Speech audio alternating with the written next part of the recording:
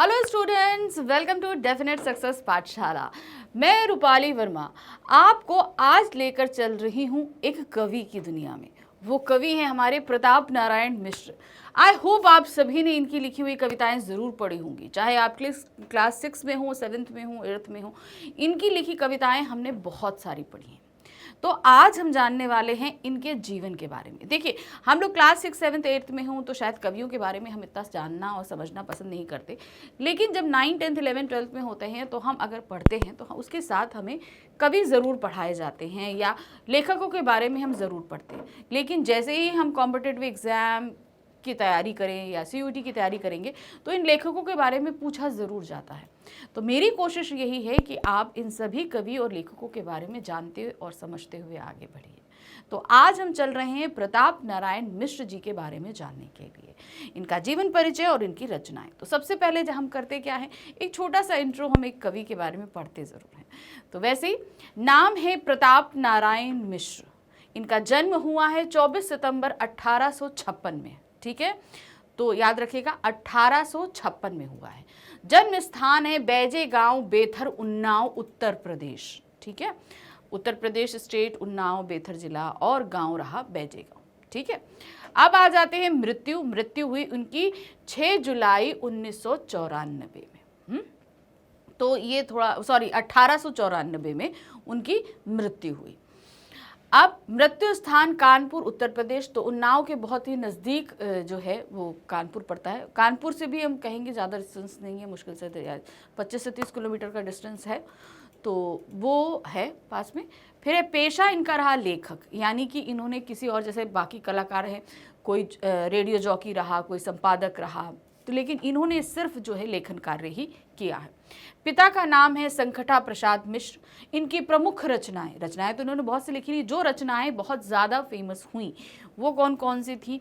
बात, निबंध नवनीत, प्रताप पीयूष, प्रताप समीक्षा, गौ संकट, हटी हमीर, भारत दुर्दशा, कली कौतुक, कली प्रभाव, पंचामृत, इंदिरा, नीति रत्नावली। तो ये वो कुछ रचनाएं हैं जिनकी वजह से ये काफ़ी फेमस हुए हैं। अब इन्होंने किन भाषा में? इन्होंने हिंदी, उर्दू और बांग्ला, इन 3 भाषाओं में लेखन कार्य किया है। ठीक है, तो यानी कि इनकी नॉलेज भी इस भाषाओं के बारे में अच्छी पक्की रही होगी, तभी तो इन्होंने लेखन कार्य भी किया। फिर है शैली, हास्य व्यंग प्रधान शैली लिखी है। मतलब इन्होंने जो भी कार्य किया है वो काफ़ी हास्य व्यंगपूर्ण रहा है। साहित्य काल इनका भारतेंदु युग रहा है। याद रखिएगा, भारतेंदु युग रहा है। विधाएं, निबंध, नाटक और कविता, इन्होंने गद्य और पद्य दोनों ही विधाओं में काम किया है, गद्य और पद्य दोनों में। साहित्य में स्थान है, भारतेंदु मंडल के प्रमुख लेखक रहे हैं ये। संपादन, ब्राह्मण मासिक पत्रिका, एक मासिक पत्रिका निकलती थी ब्राह्मण, जिसका इन्होंने संपादन कार्य किया है। चलिए आ जाते हैं आगे। क्या? आधुनिक हिंदी निर्माताओं में वृहत्रयी में भारतेंदु हरिश्चंद्र, बालकृष्ण भट्ट, प्रताप नारायण मिश्र की गणना होती है। यानी कि जिन्होंने आधुनिक हिंदी को और बहुत ज़्यादा वृहत किया, जिनमें भारतेंदु हरिश्चंद्र, बालकृष्ण भट्ट और प्रताप नारायण मिश्र, ये 3 कवि आते हैं। प्रताप नारायण मिश्र जी को ना तो भारतेंदु जैसे साधन मिले और ना ही भट्ट जैसी लंबी आयु। मिश्र जी ने अपनी प्रतिभा एवं लगन के बल पर उस युग में अत्यंत महत्वपूर्ण स्थान हासिल किया। देखिए, इनकी आयु भी बहुत कम रही।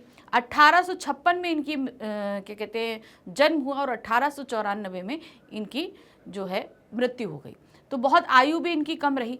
भारतेंदु जी जैसे पुश्तैनी काफ़ी आर्थिक रूप से संपन्न थे, तो इसलिए उन्होंने अपना लेखन कार्य में ज़्यादा ध्यान दिया और किसी चीज़ में इन्हें अपने परिवार और अपनी जो स्थिति खान पान चलाने के लिए और कुछ ज़्यादा नहीं करना पड़ा।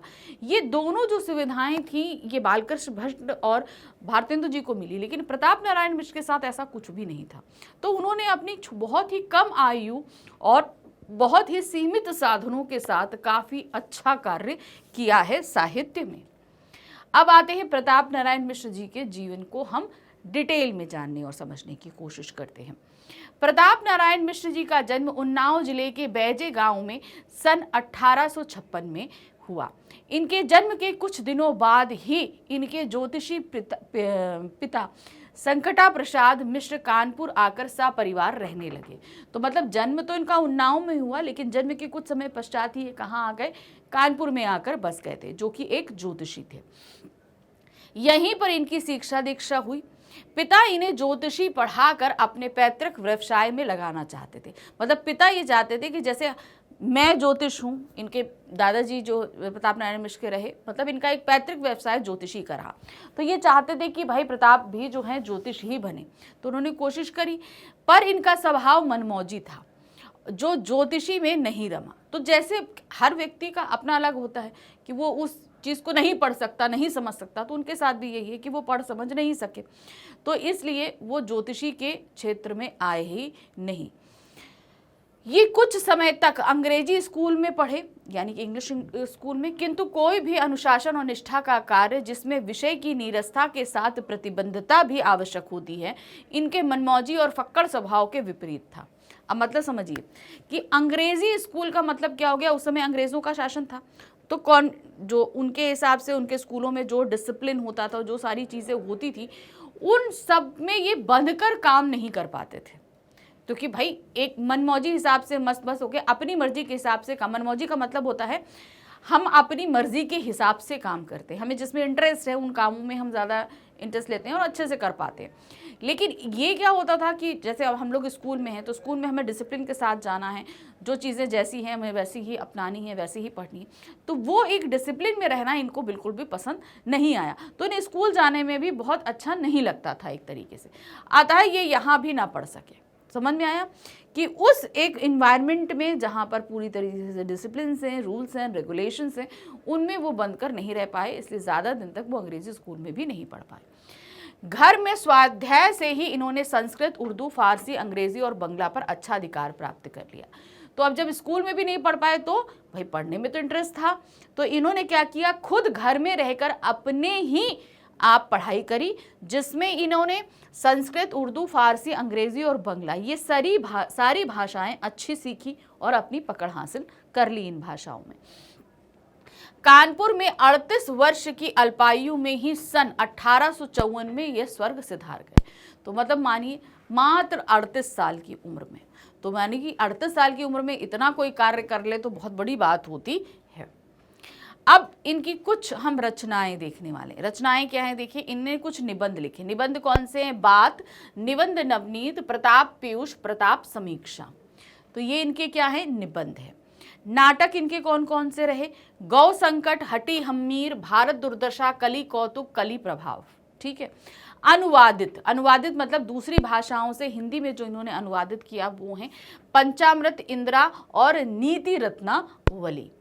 कविता, कविताओं के क्षेत्र में भी किया, ये इनके कविता संग्रह हैं। प्रेम पुष्पावली, मन की लहर, कानपुर महात्म्य, ब्रेडाल स्वागत, दंगल खंड, तृप्तिन्यातम, लोकोक्ति शतक, दीवोर बहरम, ये सब उर्दू में, ये वाली जो है दीपोर बरहमन, ये उर्दू में दिया गया है। तो ये कुछ उनकी जो रचनाएं रही। देखिए उनका जो आयु है वो बहुत कम रही, लेकिन उस कम आयु में भी इन्होंने इतनी सारी रचनाएं करी। तो आप ये देख सकते हैं कि प्रताप नारायण मिश्र की हमने कविताएं अपने सिलेबस में भी पढ़ी हैं ना, तो इस हिसाब से हम ये कह सकते हैं कि उन्होंने बहुत अच्छा कार्य किया है। तो प्रताप नारायण मिश्र जी के बारे में तो जान लिया, लेकिन हिंदी साहित्य बहुत ज़्यादा है, बहुत बड़ा है। तो इनमें इतने बड़े साहित्य को बनाने में बहुत सारे कवि और लेखकों का योगदान भी रहा है। तो वही हमारी कोशिश है कि हम थोड़े कवि और लेखक जितने हम ला सकते हैं लाएं और आप उनके बारे में जान और समझ सकें। तो काफ़ी तो हम आपको बता चुके हैं और अभी बहुत सारे ऐसे कवि और लेखक हैं जिनके बारे में हम आगे जानते और समझते रहेंगे। कहाँ पर, डेफिनेट सक्सेस पाठशाला के इसी प्लेटफॉर्म पे। तो मिलते हैं अगली बार, लेकिन उससे पहले आपको जो सबसे ज़रूरी काम करना है वो है लाइक, सब्सक्राइब और शेयर, क्योंकि अगर आप लाइक करेंगे तो हमें बहुत ज़्यादा मोटिवेशन मिलता है कि आपको हमारे बनाए गए वीडियोस अच्छे लग रहे हैं, आप इन टॉपिक्स के बारे में जानना और समझना चाहते हैं। सब्सक्राइब इसलिए क्योंकि आपको जो भी आने वाले वीडियोस हैं उनके नोटिफिकेशन टाइम पे मिलते रहें। शेयर ताकि आपके साथ साथ और भी आपके फ्रेंड्स और कजन्स जो हैं इनका लाभ उठा सकें। तो चलिए मिलते हैं अगली बार फिर से एक नए कवि या लेखक के साथ। Thank you for watching, bye bye.